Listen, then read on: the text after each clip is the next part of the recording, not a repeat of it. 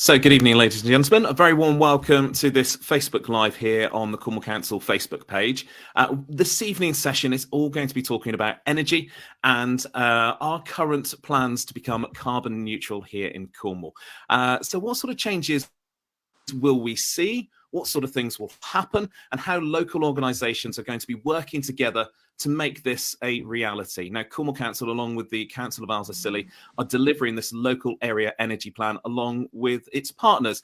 And we want to know what you think, what your feedback is. So if you've got any questions for our expert panel here, then please pop them on the comment section below. We'll be delving into those a little bit later on. But I think it's important to introduce our panel of experts. So first of all, good evening to Laurence. Can you just introduce yourself for us and tell us a little bit about you? Good evening. My name is Laurence Oakes-Ash. I'm CEO of City Science, so we're one of the partners who are supporting the delivery of the local area energy plan. Fantastic. Mark, do you want to just quickly introduce yourself? Hi everyone, I'm Mark Holmes. I'm the Head of Environmental Partnerships and Climate Change at Cornwall Council.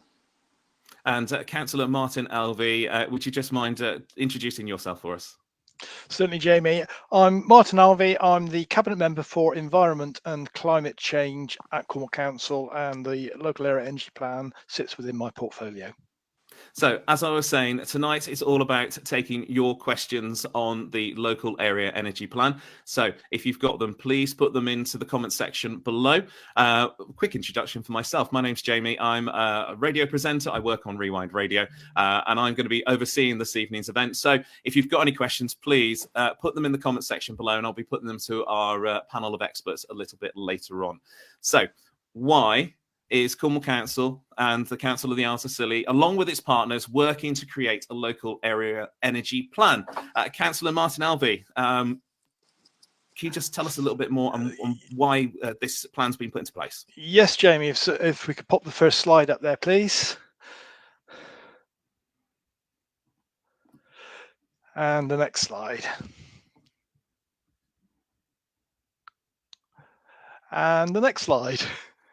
Okay, so why are we doing this? I think many of us will recognise that we are seeing a changing climate, not just here in Cornwall, but globally. And that will, of course, see stronger storms, different weather patterns, but also it's not just about flooding and storms, it's also about temperatures, the fact that we are going to see more heat waves here in Cornwall. We've seen some unprecedentedly high temperatures this year, both down here in Cornwall, particularly in June, and in other parts of the country. Maybe less snow and ice, but nonetheless, we will occasionally still get those freezes.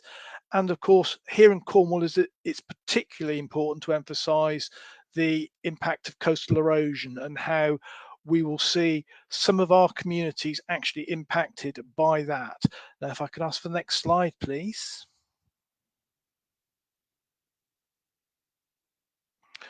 So, linked to that coastal erosion is rising sea levels. Whilst people might think, you know, a couple of centimetres of sea level rise is not significant, what you must bear in mind is how significant that can become when it links with a spring tide and a storm to actually create what's called a storm surge or tide locking in our estuaries. And we often see communities such as Looe affected by these events, but most importantly for places like Looe, it's the frequency of these events that's going to increase.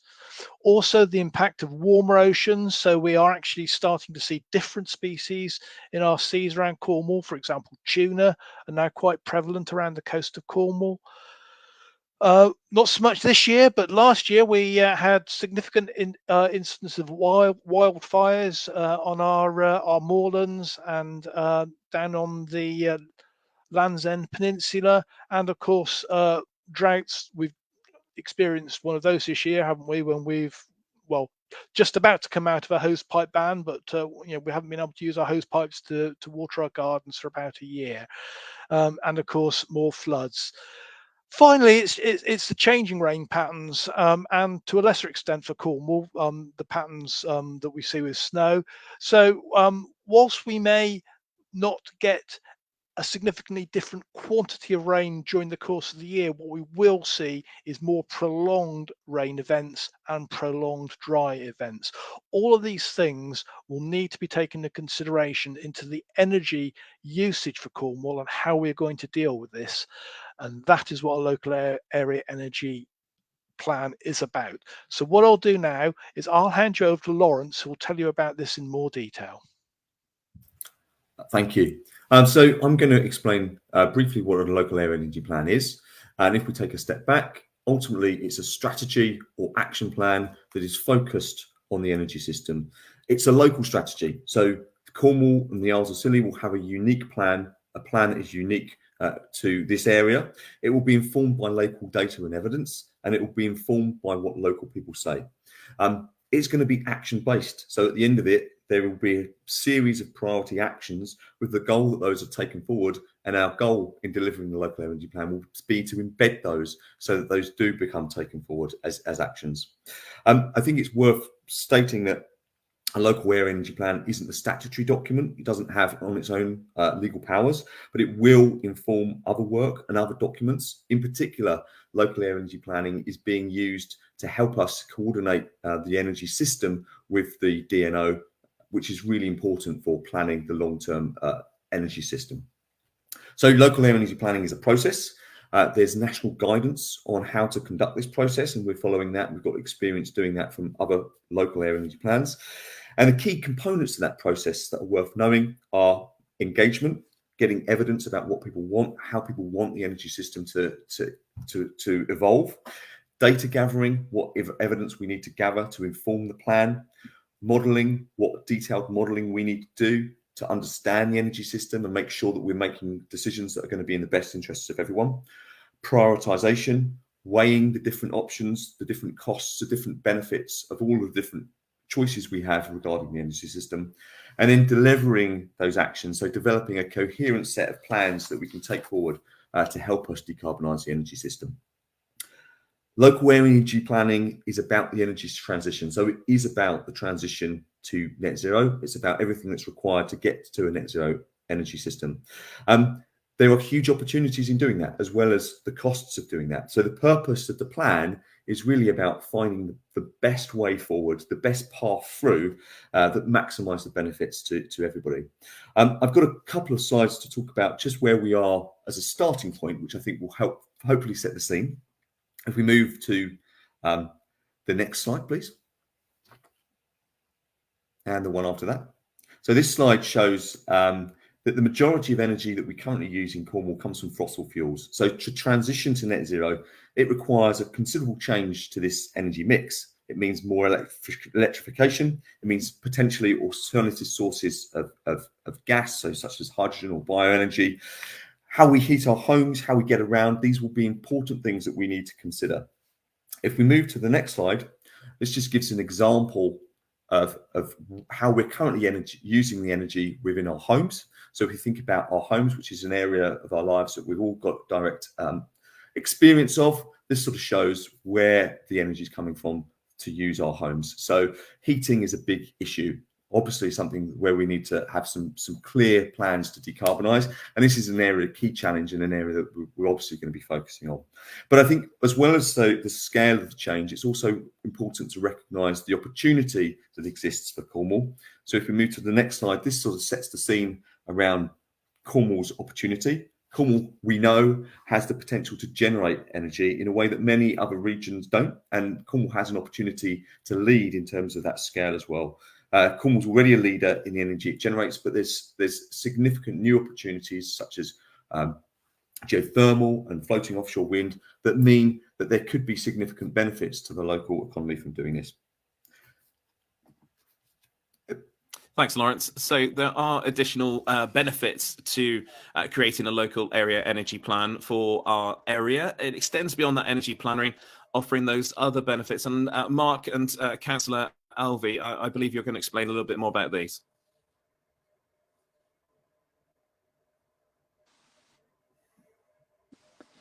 Yes, so I think what we're keen to sort of look at is that and emphasize is that this is, as well as about transition to net zero, it's also about energy security. So it's about giving us as a region more control over where our energy comes from, and therefore how it's used, and what it in future potentially how much we pay for it as well. So this is important that it looks at all aspects of energy. So Laurence has already mentioned home heating, but it also looks at electricity use and use in industry, but also how we get about as well. So how we travel between places in Cornwall, which we know as a rural region is challenging. So local area energy plan, it's important to say that this is, we're starting from scratch. We're using the evidence that Laurence mentioned, and we're going to look to co-design something with residents, businesses and key partners that will look at all aspects of how we move from energy. So as you can see by some of the image on the slide, it includes all aspects from travel, from heating, from air travel, and how we look at those areas of the economy that we need to decarbonize. So it's not just about those energy bits, but it's about the wider benefits as well that we can retain locally. So that'll be important for skills and jobs. It will look at tackling fuel poverty. It will also look at energy security and how we have control, because as you look across the wider UK, we know there's a huge demand for energy for the way we live our lives, but the infrastructure that's there today is either coming to the end of its useful life, or we don't have the resources in the UK to generate that energy for the longer term. So through geothermal, through floating offshore wind, through our solar and wind energy, we have a real opportunity to localise those benefits and help give back to the wider UK as well.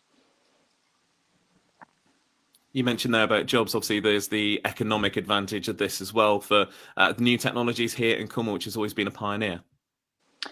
Yes, absolutely. So we've seen just from the work that's been done locally with geothermal energy, with biomethane capture that the council was part of piloting with a local SME, Benneman, that really that has seen huge investment into the local economy, has created jobs, and then will provide that longer term benefits in terms of heat, a secure supply of heat and power for residents and businesses. So yeah, there's a huge range of benefits, including investment into research and things where Cornwall can help shape wider work of key global industries, really, for things like floating offshore wind as well. So we've got your opportunity to ask your questions to our panel of experts. So please keep them coming in. You can pop them into the comments below. And Mark, there's going to be some people that are going to be having concerns about climate change. And there's also those people who are doubting about the climate changing. Can we tackle that one head on first of all? Yeah, so I think we're aware that there are lots of different opinions on this subject, but I think that one thing we can all agree on is that we are seeing the changes in our climate today. So we can see the increased severity of the weather systems we're seeing. We've seen increase in flooding and drought. That just to name what's happened in this last 12 months in Cornwall. So we know things are changing. We also know that puts our energy infrastructure at risk. So our road networks, our rail networks. We're just working with wider partners across Devon, Cornwall and the Isles of Scilly on an adaptation strategy that looks at those key initiatives such as the A30, the mainline rail route, and how we can protect those. But I think what's clear, as I mentioned earlier, is that we know that we haven't got the energy resources in the UK that we need to carry on living the life we usually do. So even with government opening up oil and gas and things like that infrastructure is not there today to power our electricity through that. We saw the impacts of global things such as the war in Ukraine and what that did to the price of our energy bills locally, because we're reliant on importing the gas from other parts of the world that's used to generate electricity. So through a local area energy plan, it does give us that local control and potentially that energy security that enables us to give opportunities for local investment and create those jobs and things as well. So I think whilst there may be some different opinions on why we need to do this, I think everyone I've spoken to agrees that we do need to change and we do need to take and have that more control over where our energy comes from. Mark, thank you very much. Now, there is an opportunity for people to have their say on this plan. Of course, you can put your questions to the expert this evening. Please keep them coming in. I'm seeing all the comments drop in below. So please, if you've got any questions, do drop them into the comments section below, and I'll be putting them to our panel of experts a little bit later. But Councillor Martyn Alvey, how can people get involved? And I'm guessing we want as many people to take part as possible. Yes, absolutely. So we've been running a series of roadshows across Cornwall. You can find out more about those on the council website. If you go to Let's Talk Cornwall, there is also a public consultation that you can take part in within the Let's Talk Cornwall web pages. That is probably the best way for you as an individual to get your voice heard in relation to the local area energy plan. There's more information on there about the energy plan to assist you in completing that questionnaire. But the main thing I would say is, as I say, look, Let's Talk Cornwall, stick that into your search engine and you'll be able to find your way to the online questionnaire. Fantastic. And I expect the team will be popping the link into the Let's Talk onto the Facebook comment section very shortly as well, so they can people can quickly find that. So let's start off with some of the questions first of all. So Councillor Martyn Alvey, this one's straight to you. Is there a joined up plan for battery storage and to ensure that these, as Andrea puts it, blots on the landscape will go in inappropriate locations? So battery storage is clearly a component of energy supply, and certainly feeding into the consultation, we'll be looking at whether or not that is going to become an important component down here in Cornwall. At the moment, there isn't a great deal of battery storage down here, and as you say, sometimes it can have a visual impact, and as such, it would be a planning consideration. We're obviously very aware of Cornwall also being a very beautiful place. Over a third of the duchy is actually a protected landscape, an area of outstanding natural beauty. So that will clearly become part of the mix in the same way that we consider the visual impact of solar farms and wind turbines.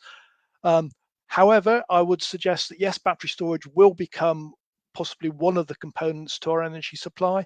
Also, of course, technology moving on, a lot of people moving to electric cars, a lot of modern electric cars become battery storage themselves for homes that have solar panels. And so actually, it's not just those large industrial battery storage facilities that may become a component of our energy supply, but also your own car. So, Martin, I think this is another question directed straight to you. Talking about planning now, Brian asks, can you please tell me why does Cornwall Council not support local people to build energy efficient houses? Well, I'm not sure that that's a correct statement.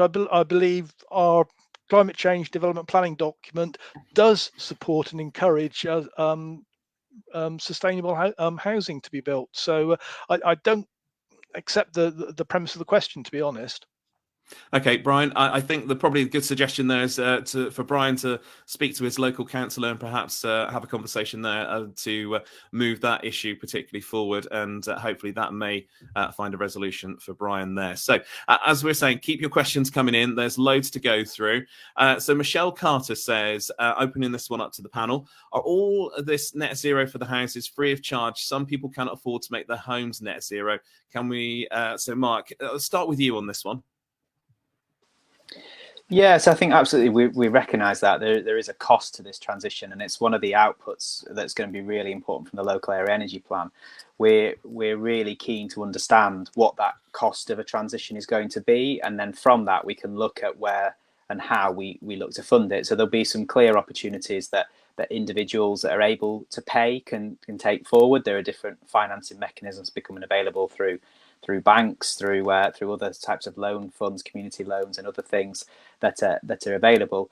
And then there'll be those areas where the council may need to play in a more active role in supporting an emerging stuff, applying for grant funding on behalf of Cornwall as one of the only entities that's able to do that, or investing in emerging technologies in the way we supported geothermal or the biomethane project I mentioned earlier.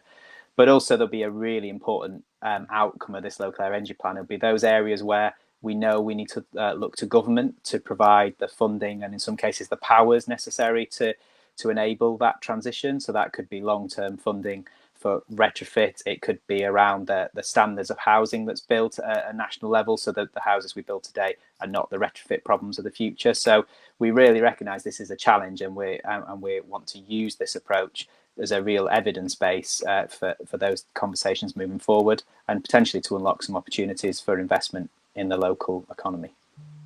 Thank you, Mark. Now, turning to another question. This comes from Sandy George now.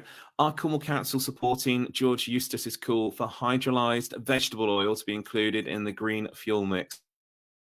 I'm guessing Martin or Mark, that might be a question for either of you. Well, I'm happy to say that yes, I certainly am supportive of this. I recognise that this is an important component, particularly for those in rural areas reliant on oil heating. I myself live in a rural area, and I've got an oil heater, and it may well be that a air source heat pump isn't a viable option for the old cottage that I live in.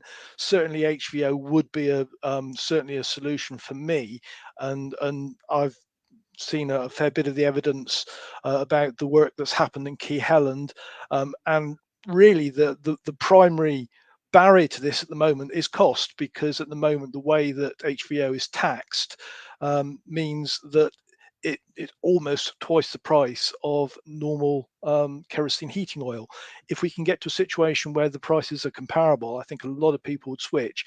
And as has been recognised, it is a far cleaner, almost 90% carbon neutral means of fueling your boiler and heating your home. Thanks, Martin. So Sandy also asked about the national grid. What exactly is it doing to increase capacity? She understands Cornwall's network is at full capacity right now. So if we're increasing electrical generation, how will that get into the grid without substantial upgrade from national grid? Now, I've seen quite a bit of work going on near a substation that I live nearby. Is that all part of this process? Shall I come in on that? I think it's important to mention that National Grid are a key stakeholder in this process, so they are working with us on this plan. They themselves do energy planning. I think this is a great opportunity to feed into their energy plans, and there were some important changes in their mandate in April this year, which mean that they are able now to invest ahead of need. So I think we're working really closely with them. I think they're aware of the constraints. There are also supply chain issues that are all going to be considered in this plan. We've also got to consider where those priorities lie. So having this regional and sort of spatial strategy will help us identify those priority areas for them to prioritise the investments that they make. I suppose from a national grid perspective as well, because we're the effective end of the line down here, and we don't have so many other places around, infrastructure, this is the end of the line for the power source. Certainly the upstream constraints will be considered as part of this as well, because you're right, there are areas where investment needs to occur elsewhere for it to feed through into this area. So the entirety of that is going to be considered. Brilliant, thank you. This is a question open to the entire panel now. Obviously, we're living in an age at the moment where technology is constantly changing. A few years ago, we never would have considered doing something like this on Facebook. But here we are sat in various different parts of the Duchy, talking about energy and sharing this with the wider community. So technology and different approaches are always constantly changing. How is the plan that you guys are creating going to take this all into account? Yeah, so I think I can start on that, and then Laurence can sort of fill in some other elements, I'm sure. But I think what we're keen to do, I think there's two important factors in that. So we'll be looking at the technology that's available today and how that might emerge, and that will enable us to create some scenarios. But I think it's also important to recognise that no technology is off the table. So going back to the question on HVO or hydrogen or geothermal, they're all part of this mix at the moment. We've not got an identified route to delivering this. We've not got technologies that we're moving towards. We're looking at the evidence and what the evidence tells us to develop that plan, because what works in St Austell won't necessarily work in Newquay or Penzance. So we need to have that spatial element to it and understand that local impacts, where the gas grid is, where the various opportunities and challenges are around the grid at present. And then it has to be a plan that it is a live document, so it will have to evolve, because we know that government policy will change elements. So we've seen the announcement around ban on petrol and diesel vehicle sales, bans on new oil or gas boilers. They will change the speed and pace at which we will need to do, and will cause other technological advances. So this will be a live document that we'll look to evolve and rerun, and we can see the impact of the decisions being made at a local and national level, and what that might do to cost or speed of decarbonisation, and the impacts on energy security. And as Laurence said, it will be used by not just National Grid, but also Wales and West Utilities as the gas network operator, to consider their investment and the reinforcement they need to do in different areas of their grids. So it'll have a lot of purposes. It's a really important document in terms of planning that, and it will also help inform our local plan refresh in 2025. So yeah, technology as it is today, as you say, will evolve, and this document will have to evolve with it. Thank you, Mark. Now, Councillor Alvey, this question's coming directly to you. We've all seen the headlines this week about the budget and the consultation that's now underway through Let's Talk Cornwall about the budget proposals. John says, given that councils are cash-strapped and council tax bills are likely to rise by the max in April, with the possible further cuts in services, where is the money coming from? Well, the good news is that because we're the first rural area to be producing a co-produced local area energy plan, we are actually funded by government to do this. So the government has seen the value and the methodology that we are using to do this local area energy plan, and they are paying for it. So actually it's not going to come out of the council tax at all, you'll be pleased to hear. Okay, brilliant. So to Mark now, the Isles of Scilly, when it comes to, you're looking at Cornwall and the local area energy plan here, but the Isles of Scilly is a very different prospect because of its scale and its size and location. What sort of things are being considered there?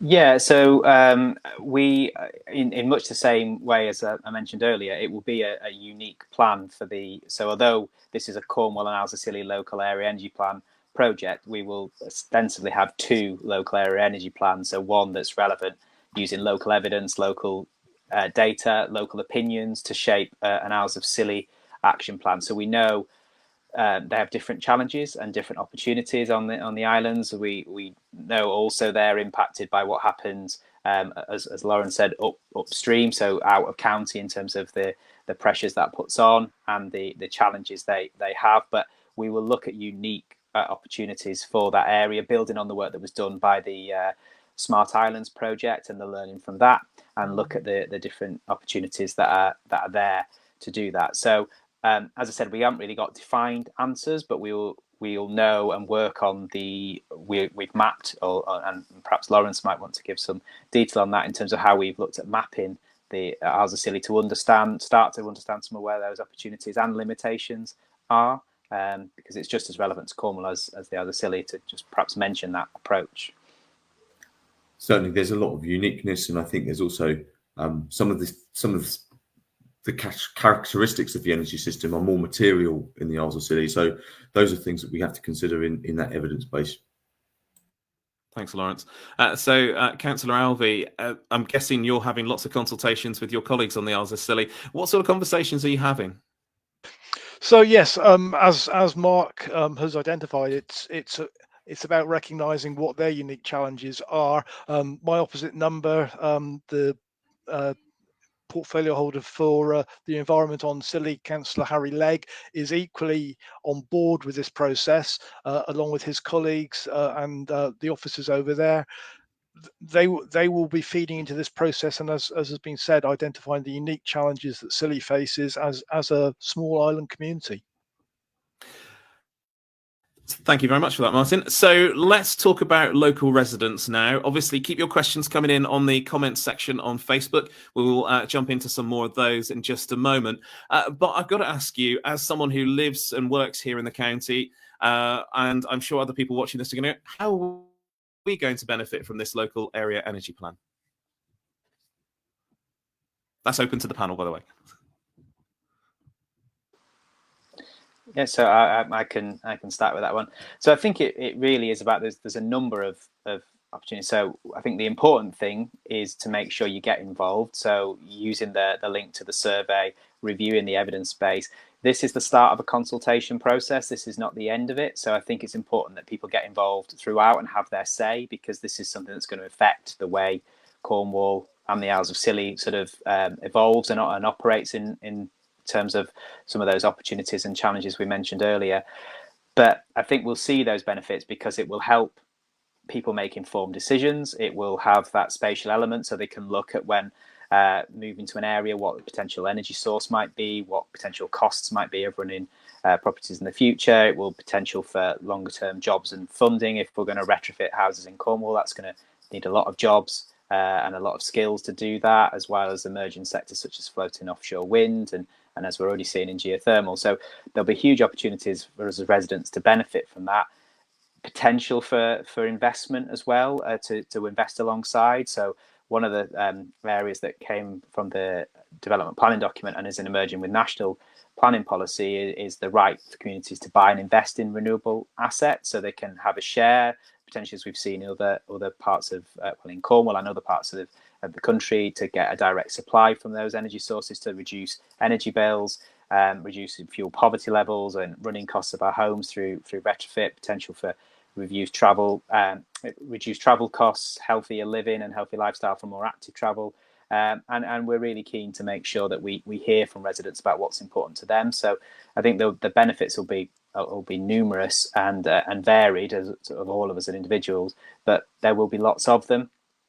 But just to reiterate again, it's really important we hear, because the evidence that we gain from these consultation engagement activities, and that'll include the plan itself before it's adopted by Cornwall Council and the Council of the Isles of Scilly. There'll be an opportunity to comment and feedback on it. That means that when these projects are being developed and move forward, we know it's got that support and buy-in from local residents, because that's going to be really important, that enables this plan to deliver, and it's not something that just risks sitting on a shelf.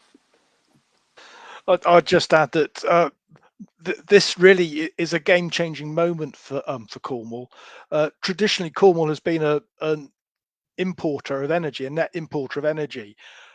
With things like floating offshore wind, deep geothermal, Cornwall is potentially going to become an exporter of energy to the rest of the country, as well as meeting its own supply demand in-house. So it's as much about energy security and our opportunity to actually provide energy for the rest of the country as it is making sure that we as a duchy ourselves are planning for the future and understanding what our own energy needs are going to be.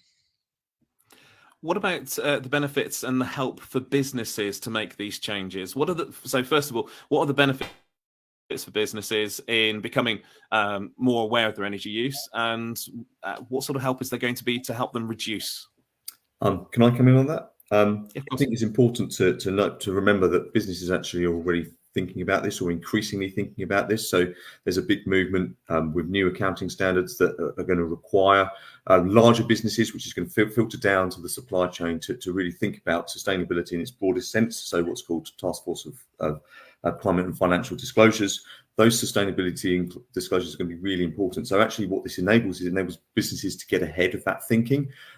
Many of them will be thinking, forward already, but it will help everybody think collectively about what needs to occur. I think what's also important is that all different industries are at different stages. Different industries need to be considered differently. So we'll be making sure we do that.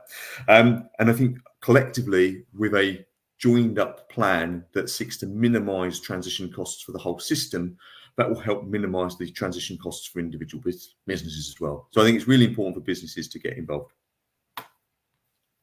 Thanks, Laurence. Now, going back to the questions that are coming in on the Facebook comments, don't forget you can add yours there, and I'll put it to the panel of experts here. John asks, it all sounds very aspirational, but what can the average householder do right now to help make a difference? Perhaps go to you, Mark, first. Yeah, so I think it's about the small changes we can make today. So thinking about what energy you use in the household initially. So there are lots of savings, lots of reduction in energy costs that can be made by just looking at how we washing and drying our clothes, how we're cooking our food, the amount of, sounds silly, but still see lots of people filling a kettle up to make 1 cup of tea. That can have a huge, an impact on how much energy you use, because kettles are very thirsty in terms of that. But we can also think about how we travel. So I think it's looking at those decisions. But again, we're all different, so we're all in different situations. But I think the simple thing we can all do is reduce the amount of energy we use, how much we travel, and how much, particularly in terms of food waste and things we consume, is a slightly aligned, not directly energy, but there's a huge carbon cost of energy and waste, food and waste. But also look at those things that are available today. There are a series of grant funds that are out there. There's things like the Shared Prosperity Fund that have got different funds to support communities to do their own action. We're seeing communities come together across Cornwall. We've had a long history of community energy projects and those sort of things that people can get involved in and support. So it's really about thinking of the small things, because if everyone in Cornwall was to walk or cycle those journeys less than 5 miles, it would have a huge impact on the cost of day-to-day life, but also improve air quality, health, and reduce the carbon of what is one of our biggest emissions sectors, which is transport. So yeah, there's not a one size fits all, but I think it's about thinking of the little decisions we make every day and the impacts that could have, and how that aggregates up over 500,000 residents in Cornwall. Thanks, Mark. So let's have a look now at the types of renewable energy that's being considered. Laurence, this is a question for you. So we've heard talks about offshore, we've heard talks about geothermal. What sort of things are you considering as part of this plan?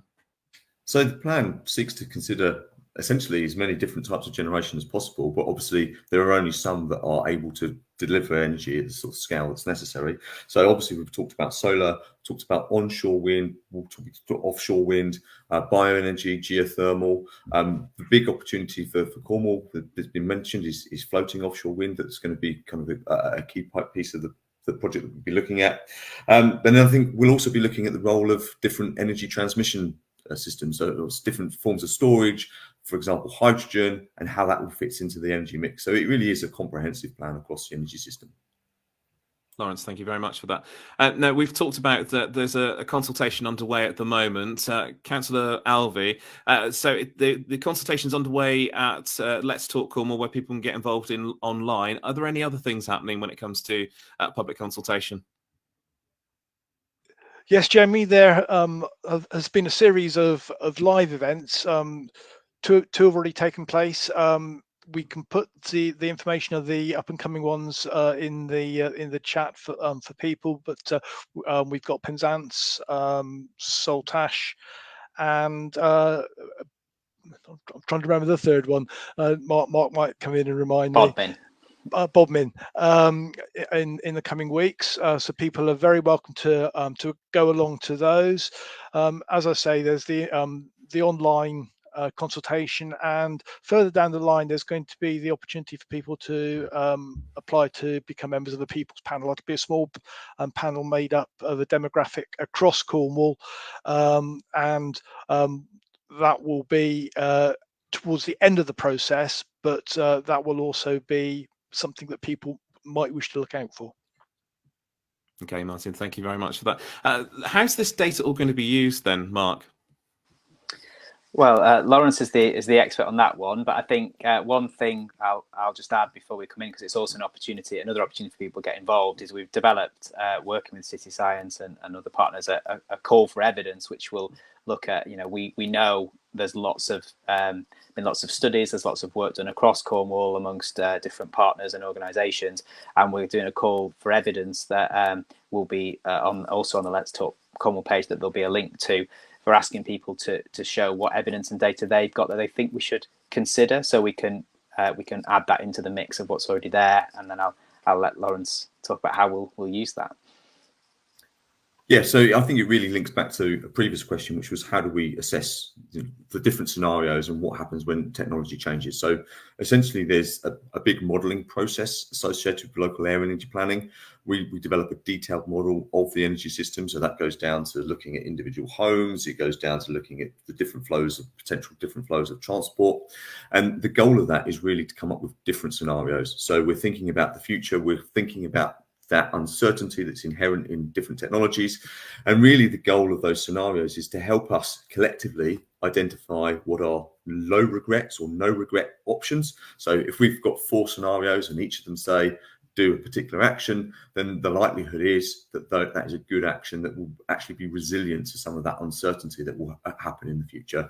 So those are the sorts of things that we're looking for to try and find those kind of actions that are coming out as low or no regrets. We also undertake optimization to understand what the lowest cost options are for the whole energy system.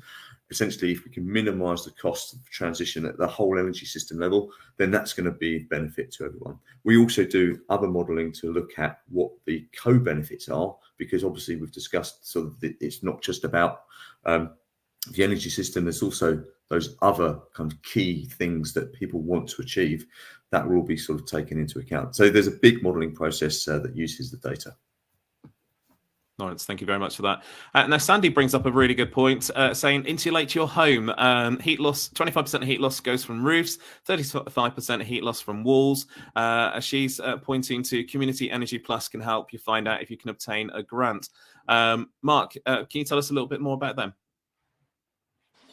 Yeah, so Community Energy Plus are an organisation that have been supporting residents and communities across Cornwall with advice on energy use, how to reduce energy, and has, as has been pointed out by Sandy, that they're often successful in securing grant funding to help people install practical measures that can be done today. And absolutely right. Insulating a home, if we can reduce the amount of energy we use as individuals, we can reduce the amount that is lost and escapes through our homes, through our windows, through our walls, through our ceilings. That has a huge impact in terms of not just the demand for energy, but our individual costs, as well as the standards of our housing and the wider health benefits. But Community Energy Plus, yeah, they're a very trusted local source, lots of excellent advice and guidance, and really good people to talk to who can provide that and make those links. So along with Inclusion Cornwall, who work with the council, who have access to other forms of support that might be there. So there are lots of organisations in Cornwall who we're encouraging to take part in these and provide their, as I said, their intelligence and evidence, but also they can provide practical help and guidance. Now, Mark, a little bit earlier on, you mentioned about changing the way we travel, perhaps if you can cycle or walk that little bit extra distance. It's not always possible in Cornwall, though. So what sort of things are you trying to encourage people to do? Yeah, so I think we recognise that as a challenge. So we're looking at Cornwall was successful in securing some funding for a bus fares pilot to reduce the overall cost of public transport and looking at maximising the routes. But we know in rural areas that is a challenge about how you make long-term public transport sustainable. So one of the key things we'll be looking at sort of transport patterns alongside the local transport plan that the council produced last year that has had a modal hierarchy reversal with the car at the bottom rather than at the top, and looking at those other forms of transport. We're putting infrastructure to support electric vehicles, but I think ultimately what we're really conscious of, that replacing every petrol or diesel vehicle with an electric vehicle isn't going to help in this. Yes, they have a role to play, but it's really about looking at those different forms of technology that are there and how we make that transport more sustainable and affordable, but also how we enable, and we have a really important role as a council in that, in terms of enabling local cycling, walking infrastructure as well. Councillor Alvey, I'm guessing this is something you and your cabinet colleagues are talking about on a regular basis. Yes, absolutely, and cycling, by way of example, of course, hilly Cornwall, bikes were always a bit of a fit man's hobby, but the electric bike has really been a game changer here in Cornwall, and seeing more and more people now using e-bikes, and the council supported this through working with government to fund the barrel bike scheme that you can see in quite a few of our towns now. So that's a hire by the minute electric bike that you can download the app and use those bicycles. Also, a lot of employers now, big and small, are able to do a salary sacrifice scheme to help you buy your own e-bike if you want to go down that route, which has tax benefits. So you're able to get your own sustainable means of transport. That's of course if you don't resort to walking, and perhaps if you don't live too far from your place of work, even if you try and walk once or twice a week, that will not only save you money if you're currently using your car to travel, but it will also obviously be better for your health. And of course, as Mark has mentioned, for a lot of people in Cornwall, the bus fare pilot has been again a big game changer. Looking at my area that I represent on the outskirts of Truro, now for a £2 return fare, you can get a very frequent bus in from places like Playing Place, rather than paying to park your car in Truro, and of course using the fuel to drive into Truro. So there are options, and I'd encourage people to try them and give it a go. If you haven't used the bus recently, you'll discover that Cornwall once used to be the place that buses came to die. We've now actually got one of the most modern bus fleets of any rural area in the country. Brilliant. Martin, thank you very much. I remember some of the old buses, certainly from my trips to college when I was a lot younger. Let's stop talking about those years. Right. Laurence, very quick question to you. There's a lot of people probably watching this now going, Local Area Energy Plan or LAEP, not heard of it before. Is this just something that's happening here in Cornwall and the Isles of Scilly, or is this something that's happening right across the country? So it's not happening across the country. So there are some leaders. So Manchester, they funded local air energy plans for all of their authorities.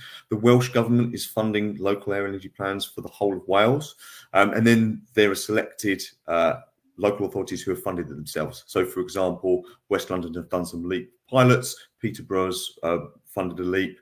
Lancaster's currently doing a LEAP, and Bournemouth is currently procuring a LEAP, I believe.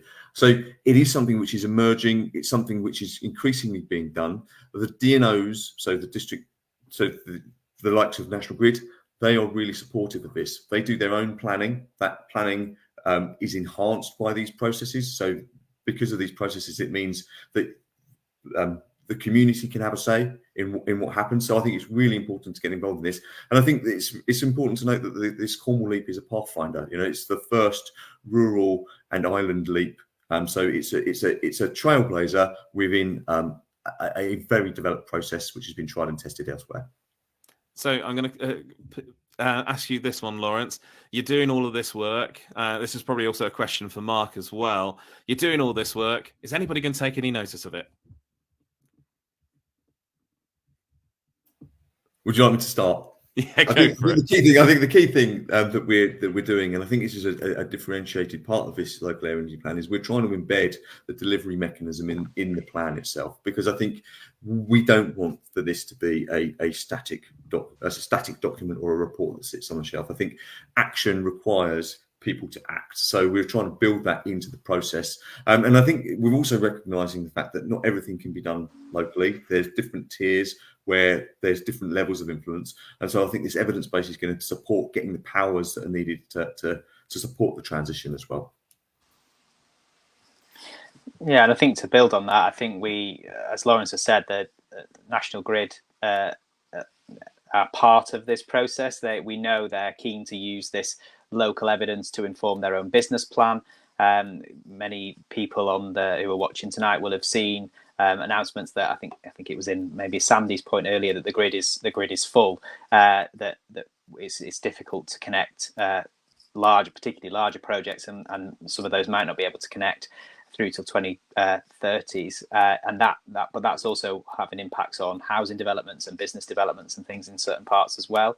So it's something that we know the district network operator will do. As a local authority, we will use it to inform our local plan, and alongside the development planning document that will look at where renewable technologies might be most suitable, and we hope, as we've said throughout, that local residents engaging in this, communities engaging in this process, understanding the opportunities for the local area, taking forward community energy projects or community infrastructure projects, as well as looking as an individual about what that option of least regret, as Laurence termed it, is for your own home, for those who own their own properties. So we absolutely, I think, if it sits on a shelf and people don't hear of it again, we'll have failed in terms of developing this. We really need this to be a live document that is considered by decision makers, from homeowners through to our senior officers and councillors, and then into regional partners and government beyond, to really show what needs to happen if we're going to deliver this transition. I was going to say, this is probably a question to Councillor Alvey. Will those actually hold the purse strings take any notice of this? Absolutely, yeah, and that's why we've embarked on this process. This is effectively going to be the toolbox for us to actually drive forward not just our economy, but also energy supply for Cornwall, but also doing it in a way that is sustainable. Thanks, Martin. Right, this is a question from John Mason that's come in via Facebook. Thank you very much for your question. He says there's going to be a lot of new houses building in the next few years. So can the council not insist on the installation of energy-saving equipment such as solar panels, which have come down massively in price and would add little to the overall cost? I'll open that one to the floor.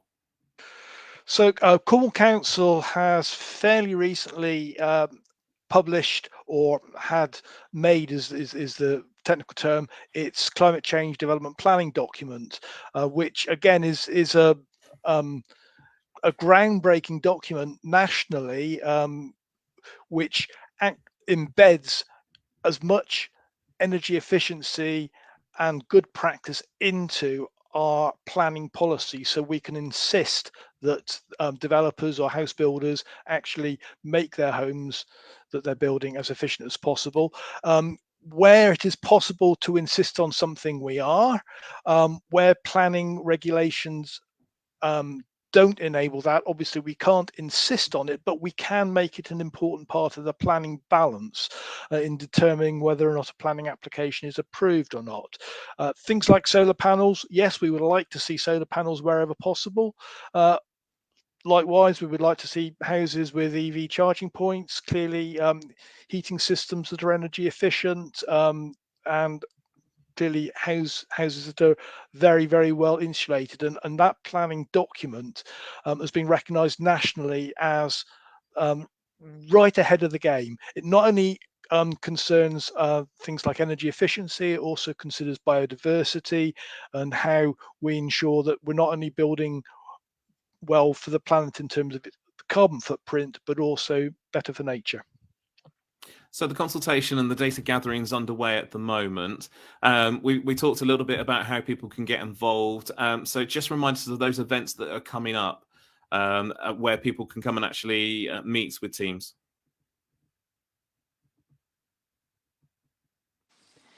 Yep, so we've got two events left. We've got one in Penzance, which is later this week, and then one in Bodmin on Monday of next week. So again, the information we'll put links and dates in the chat, but they're open to everyone between 4 and 6 p.m. to come along and have their say, learn a little bit more. There's some more information out there beyond what's been on the slides today. And there'll be people there from City Science, from our wider partners, Copper, and also members of the Carbon Neutral Cornwall team will be there to sort of answer questions that people may have if you'd like to have more of a one-to-one conversation. But yeah, we encourage everyone to take part in those and make the most of those opportunities to feedback on these things. Fantastic.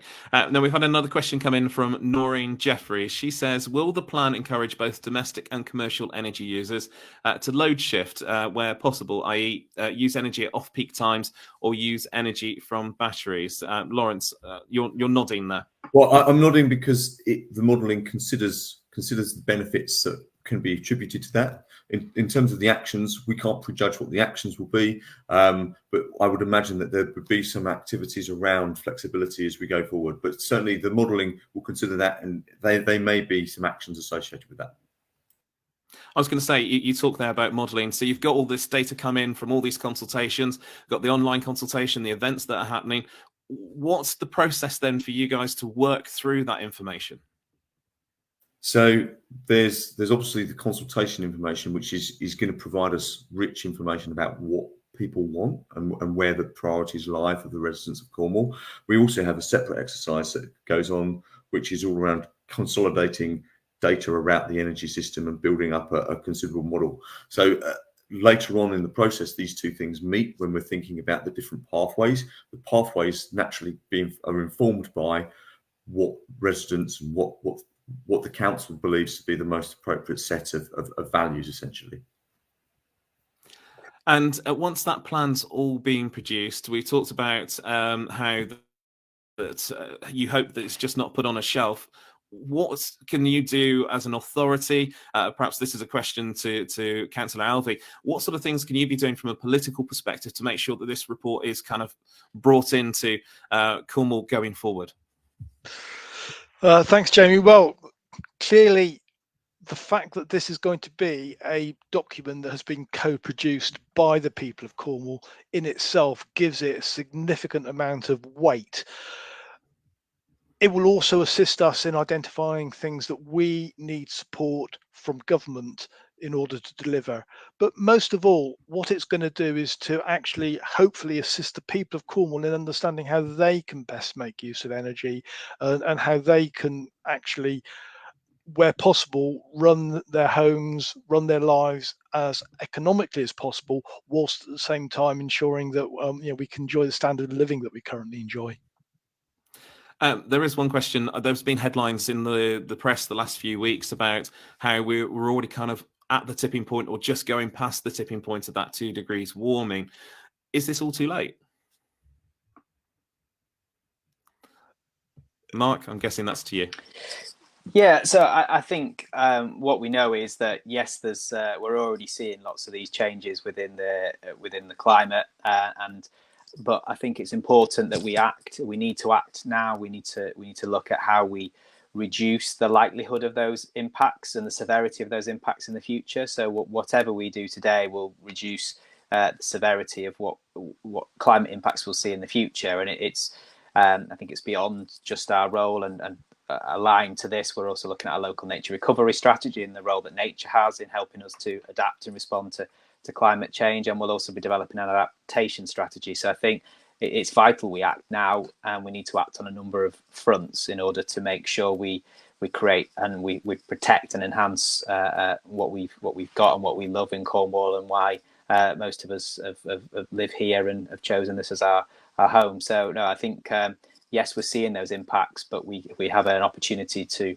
reduce the severity and the likelihood of those impacts in future by acting now to reduce our carbon emissions. Mark, thank you very much. I'm sorry that we've not been able to get through all of your comments on Facebook and all of your questions that have come in there. Of course, you'll be able to go to the Cornwall Council website where you can find all the information. Just search for Let's Talk Cornwall, where you can find the actual consultation document and get involved there by putting your questions there. Laurence, a final question, which I'm going to put to all of the panel, starting with you, Laurence, though. If you got any final thoughts on what this means for Cornwall moving forward? I think the really important point here is that energy planning is happening. It's happening at a national level. It's happening at the level of the DNOs. The local air energy plan, is the only route really that gives local people the opportunity to say, have the greatest share of say in what happens with the future energy system. So I just encourage everyone to get involved with that. And Mark, do you have any final comments to add to that? Yeah, I think I would just echo that. Yeah, get involved, have your say, share your opinions through the different channels, and do that throughout the process. So this is the start of a journey. We will be coming out again. We will be sharing the outcomes of the drafts of the reports and things. So make sure you take that opportunity now, because it will align to the development of our local plan and things which will have an impact for the next 10, 15, 20 years. So it's really important that people have their say. And Councillor Alvey, the final point to you. Final point to me, I would say that it's well known that we've set a challenging target of hitting net zero for Cornwall by 2030. This local area energy plan, I would say, is the single biggest component of us being able to achieve that. Martin, thank you very much for that. Don't forget, if you do want to get involved, you can go to the Cornwall Council Let's Talk pages where you can take part in the consultation there. If you look into the comments just below us here on the Facebook stream, you'll be able to see the links there for how you can get involved. So please do click on those. The more people who get involved, have their say on this, the better it helps these guys forming the plans moving forward. So please click the links that are in the comments below and get involved, have your say. That's Let's Talk Cornwall. And as I say, all the links are on the comments section of here. A massive thank you to our panel who've been taking your questions this evening, to Laurence, Mark and Cllr Martyn Alvey. It's been a real privilege to have a conversation with you about this evening. And thank you very much, everyone, for taking part and your support this evening. From us lot, good night.